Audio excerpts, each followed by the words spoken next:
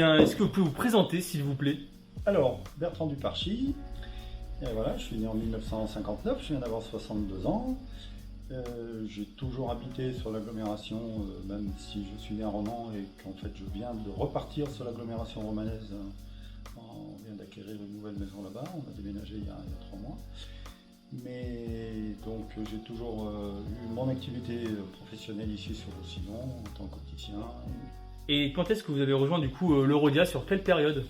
Alors le Rhodia, c'est une histoire qui remonte à peu près, je pense, à 1969 ou 70, donc je vais avoir 10 ou 11 ans, quelque chose comme ça. Donc j'ai commencé par faire un petit peu de rugby pendant 4 ans, je crois à peu près. Et j'ai intégré la section tir, je crois à l'automne 74, voilà, ça doit être à peu près ça le timing. Et je suis toujours à la section tir depuis. Voilà. Et donc vous avez fait la section tir depuis, et vous avez encore aujourd'hui, vous êtes sur la section tir ou vous avez... Oui, je suis toujours membre de la section tir. Bon, malheureusement, comme beaucoup de sportifs, les associations aujourd'hui sont pénalisées et on ne peut pas pratiquer. Donc je suis en stand-by, bon, sachant que moi ça ne me pénalise pas énormément puisque je suis plus sur des ambitions particulièrement hautes, si ce n'est de continuer à se faire plaisir. Et j'ai, à cause de ma carrière professionnelle, et bon, j'ai 5 enfants aussi, donc l'entraînement n'a jamais été pour moi quelque chose ni de régulier, ni de fondamental quelque part. Donc pour le coup, cette situation-là, à titre personnel, ne change pas grand-chose. Du coup, avec une histoire quand même aussi longue avec le Rhodia, qu'est-ce que représente le Rhodia pour vous en quelques mots? Ça représente quoi ce club, cette histoire que vous avez avec? Moi j'habitais avenue Jean Jaurès, donc j'avais déjà quelque chose d'énorme, c'était la proximité. Donc la possibilité de faire énormément de sports, de disciplines qui étaient déjà proposées à l'époque. Bon, il se trouve que moi j'étais attiré par le tir et qu'il y avait un stand de tir ici, ce qui était une chance extraordinaire, parce que c'est malheureusement, enfin, ce qu'on en pense, mais c'est pas le cas dans tout le territoire français, même s'il y a un maillage quand même assez important maintenant de clubs. Et j'ai pu pratiquer et découvrir le tir finalement, autrement que l'idée je pouvais en avoir à 12 ou 13 ans. Et j'y suis encore maintenant, donc ça prouve que c'est quelque chose qui me correspondait et j'ai eu la chance de pouvoir le faire. Et du coup, est-ce qu'il y a des événements qui vous ont marqué dans votre passage au Rhodia, parce que vous avez quand même un certain palmarès? Est-ce qu'il y a des choses, un coach, un coéquipier, un événement, une compétition qui vous a marqué pendant cette carrière au Rhodia? Alors, on tire particulièrement sous les couleurs du Rhodia. Il y a un événement qui pour moi est vraiment énorme, c'est le titre de champion de France qu'on a eu avec donc Denis Ramos et Fabrice de Rémy en arbalète 10 mètres à Deauville. Et ça c'est un moment fort. Les résultats par équipe que j'ai pu avoir au niveau du club, indépendamment de mes performances individuelles, c'est vraiment quelque chose moi qui m'a fait un bien extraordinaire. J'étais content pour les potes, content pour tout le monde en fait. C'est une dynamique collective qui était vraiment intéressante. Et on peut dire que c'est votre plus beau souvenir avec le Rhodia du coup? Ça c'est un moment très fort. Après en 50 ans, il y en a beaucoup. On va pas faire un inventaire à l'après-vert. Celui-ci, c'est vraiment spontanément celui qui me vient en premier. Ouais. La plus belle perf La plus belle perf, oui, collective, avec des potes au sein d'un club, ouais, incontestablement. C'est quand même un sport, de base c'est un sport individuel, le tir quand même, assez individuel, mais du coup c'est quand même une victoire collective et ça c'est assez... Oui, mais comme beaucoup, comme on peut en rencontrer en athlétisme par exemple, voilà, les gens qui font du 100 mètres peuvent le faire également en équipe donc on reste dans une addition performance individuelle qui donne un score et un classement d'équipe. Mais c'est aussi porteur que peut l'être un sport co plus traditionnel, type foot, rugby ou quoi que ce soit. Chacun doit faire le job. Et en fait, ce qui est intéressant dans une équipe, c'est quand tout le monde tire vers le haut, sans mauvais jeu de mots, et qu'on arrive à faire exploser même des gens en portant la pression pour eux, ou voilà, c'est pas toujours celui qu'on attend qui réussit le mieux, mais les autres étant libérés sont portés et avancent, et ça c'est intéressant je trouve. Et est-ce qu'aujourd'hui encore, du coup, vous pratiquez, est-ce que vous continuez la compétition, du coup? Oui, oui, oui. Ouais. Alors je continue la compétition, en règle générale jusqu'au championnat de France. Bon, l'année passée je ne suis pas allé parce que j'étais en fait exprès malade cette semaine-là, ça n'arrive pas souvent. Cette année, ben, il n'y en aura pas, donc c'est vite vu. Mais bon. C'est toujours un objectif pour vous quand même, d'y Alors, aller. c'est un objectif que j'ai la chance de pouvoir atteindre sans vraiment trop me prendre la tête. Donc Ouais. voilà, c'est pas, c'est plus une routine qu'un objectif quelque part.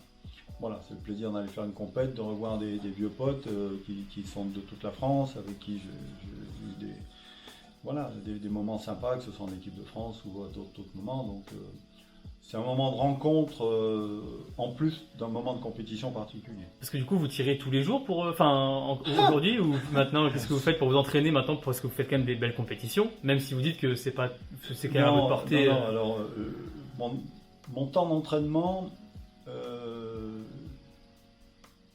est insignifiant. D'accord. Donc je suis le contre-exemple parfait de l'athlète tel qu'on peut le concevoir. Et voilà, j'ai un ratio performance-entraînement qui est hors norme. Moi, c'est dit. Et donc, vous avez fait plusieurs quand même compétitions d'équipe. Est-ce que vous avez une petite anecdote qu'on pourrait retenir sur un coéquipier ou un coach, quelque chose qui vous a marqué un petit peu avec un. Alors, une des anecdotes les plus fortes que j'ai en termes d'équipe, alors c'est au niveau équipe de France, parce que là c'est quelque chose d'assez dingue. C'est en 1985, on était au championnat du monde d'arbalète en Hollande, et on tirait le match par équipe à partir de 8h le matin, et donc à 6h, 6h30 le matin on était à l'hôtel, on jouait au billard avec un de mes potes qui est Jean-Pierre Amat, qui a été champion olympique lui en carabine à Atlanta, et donc on a l'équipe allemande qui logeait dans le même hôtel que nous, et donc les Allemands nous demandent, bon, qui est-ce qui tire dans votre équipe? Parce qu'en fait on était 4 tireurs à l'époque à composer l'équipe, sauf que l'équipe n'était pas faite. On était 5 tireurs potentiels à faire partie de l'équipe. Alors 3 des tireurs étaient sûrs, dont j'étais et Jean-Pierre était, mais il y avait 2 tireurs qui étaient en ballottage.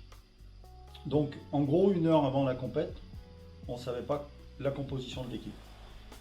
Donc les Allemands, quand on leur a dit ça, ils étaient décomposés, parce que eux, les équipes elles sont faites un an à l'avance, ça n'a rien à voir en termes de job.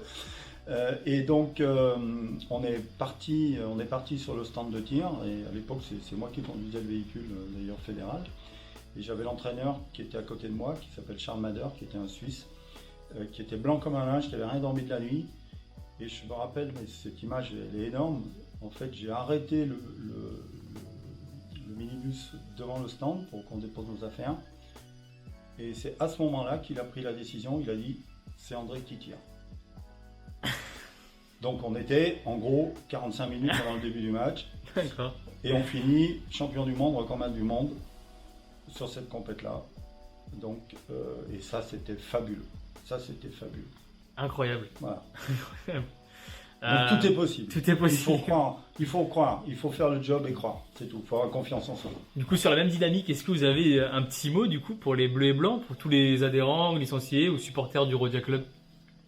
Bah écoutez, je pense qu'il y a ici un potentiel historique de gens passionnés et autres, donc il faut, c'est sûr, réinventer le Rhodia maintenant avec les problématiques du moment, les problématiques du siècle, l'évolution de ce qu'attendent les gens, de ce qu'ils demandent, de leur investissement, de tout ça.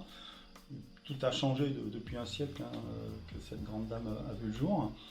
Il y a un territoire fantastique, je pense, économique, social, il y a du monde, il y a tout un tas de choses.